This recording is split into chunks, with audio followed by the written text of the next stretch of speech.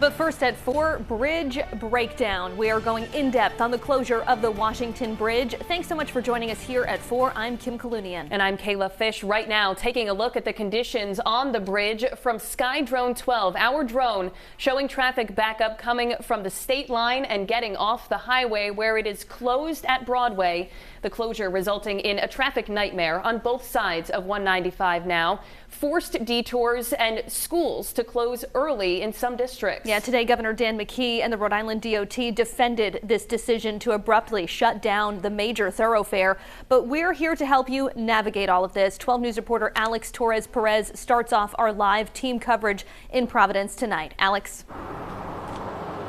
Kim, Kayla, it's like you mentioned just a few minutes ago, it's all because of a matter of safety. As you can see, the bridge is shut down behind me, and the RIDOT director says they averted a major catastrophe because the bridge could have collapsed if it weren't for their quick actions and a young engineer speaking up. The Washington Bridge is one of the hundreds of bridges in the state RIDOT officials have been keeping a close eye on as crews started its reconstruction project. During the bridge's last inspection in July, it was in good condition. There were no failures. But on Friday, a young engineer noticed an issue on one of the pins that holds major beams on that bridge. If one pin becomes deficient, then it can have a compounding effect on the other pins in the bridge, and that's what happened in this case. An in-depth analysis of the bridge found further deficiencies, and by Monday, engineers and RIDOT officials came to a unanimous decision to shut the bridge down. It is a tough decision to make because you're affecting the lives of 90,000 people on a daily basis. The shutdown causing a traffic nightmare. It's an all-hands-on-deck kind of operation that we're in right now. RIDOT officials are working to add more resources to improve the detour routes, and Governor Dan McKee, along with congressional leaders, are calling on Secretary of Transportation Pete Buttigieg to get federal aid. However, no state of emergency has been called just yet. It's mostly a financial issue, but if we can get the resources that we need just by conventionally going through the procedures, that makes the most sense. And a temporary fix is on the way. We're going to go ahead and show you the highway, and you can see there's a barrier already set up on the eastbound side. In around 2 weeks, RIDOT expects westbound traffic to be able to drive on those lanes. However, a full fix on the pins on the bridge is expected to take at least 3 months.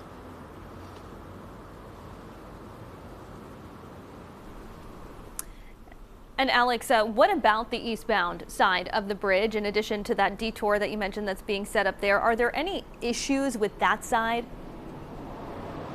Yeah, so the RIDOT director says that that side of the bridge actually has gone through construction recently. So because of that, they don't see any issues and they're not expecting any issues on that side of the bridge. Kayla? All right, our Alex Torres-Perez reporting live for us. Now, Providence Mayor Brett Smiley is also speaking out about the closure. He tells us there is a lot of work being put in to make sure the detours are smooth for drivers. We worked with DPW to make sure that we would start reprogramming the traffic lights to ensure that the lights stay longer green in the direction of the detour to move traffic more effectively. We halted, put an emergency stop on all projects along the travel route to ensure that traffic flowed as smoothly as possible. Little things like that can make a big difference when it's already been an hour-and-a-half commute. So we tried to remove every possible obstacle. And our in-depth coverage continues now as we head over to East Providence. Significantly impacted by all of this, 12 News reporter Sheena Losciuto is live there tonight, where Sheena, it's safe to say it's been a traffic nightmare. Waterman Avenue, where you spent the day, is no exception. No doubt. Really, East Providence is seeing the worst of it all. Drivers we spoke to say they knew it would be bad, but not this bad. For example, I spoke to a driver who says his commute that's usually 20 minutes was at least 5 hours today. And I just spoke to him at this intersection here. We're not even at the Henderson Bridge yet where he was heading, so I can only imagine it was a really long day in the car.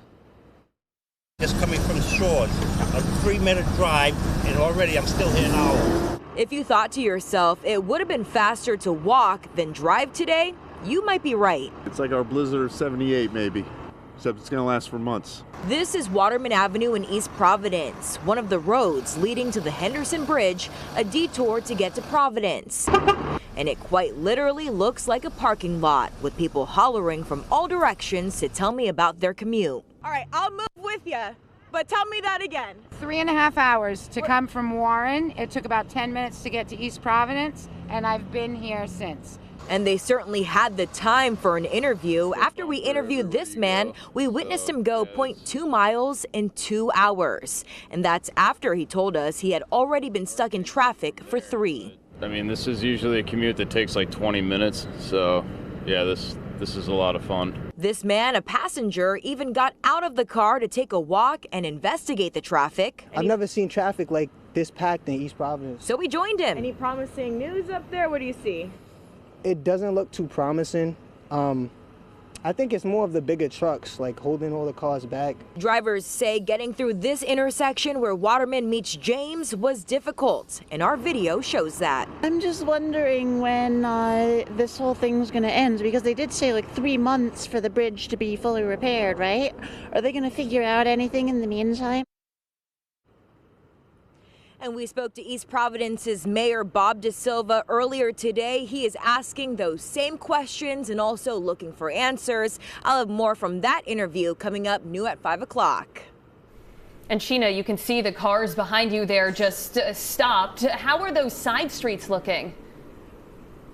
So right now we're at the corner of Waterman and James, the same intersection that I showed you in my story. If you live off this section of Waterman, no doubt you are going to feel those impacts. And just to give you an idea of my day today, we've walked a lot, maybe about a mile. A lot of people are doing that too, where they just park their car somewhere and then just walk where they need to go, because once you get in that traffic line, you are not getting out. Just unbelievable seeing these sprawling impacts. Our Sheena Loshuto live in East Providence. Sheena, thank you. Meantime, East Providence State Representative Catherine Kazarian responding to the closure of the bridge today, calling it unacceptable, issuing a statement that reads in part, "The traffic situation in East Providence is a nightmare. People cannot wait months. Everything we have must go toward fixing I-195 ASAP."